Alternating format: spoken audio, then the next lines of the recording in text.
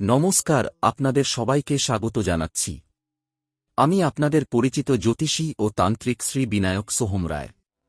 আজ ৩ মার্চ, আর আজই ঘটতে চলেছে এই বছরের প্রথম এবং অত্যন্ত তাৎপর্যপূর্ণ একটি চন্দ্রগ্রহণ।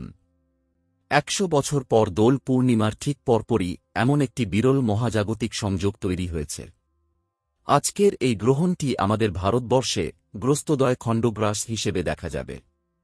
অর্থাৎ আজ সন্ধ্যায় যখন চাঁদ উঠবে তখন গ্রহণ আগে থেকেই চলতে থাকবে। দুপুর ৩:২০ আংশিক গ্রহণ শুরু হয়ে গেছে। পূর্ণগ্রাস চলবে বিকেল ৪:৩৪ থেকে ৫:৩২ পর্যন্ত। আর গ্রহণ সম্পূর্ণ ছাড়বে আজ সন্ধ্যা ৬:৪৭। আমাদের পশ্চিমবঙ্গ সহ পূর্ব ভারতে আজ চাঁদ ওঠার পর থেকে সন্ধ্যা ৬:৪৭ পর্যন্ত এই গ্রহণ দেখা যাবে। আমাদের পৌরাণিক শাস্ত্র মতে সমুদ্র মন্থনের পর সর্বাণু নামক অসুর ছদ্মবেশে অমৃত পান করলে ভগবান বিষ্ণু তার মাথা ছিন্ন করেন।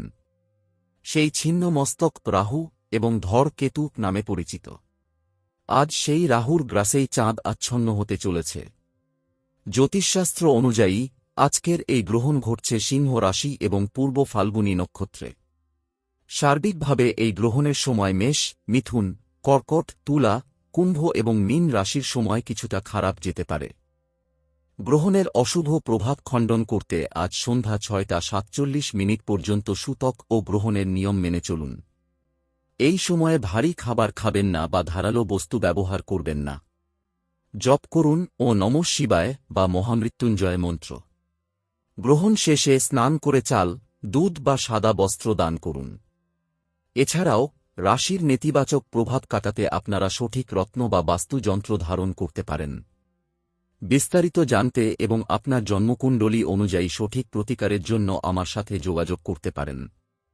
আজকের মতো এখানেই শেষ করছি। ভগবানের কৃপায় সবাই ভালো থাকবেন, সুস্থ থাকবেন। শুভমস্তু।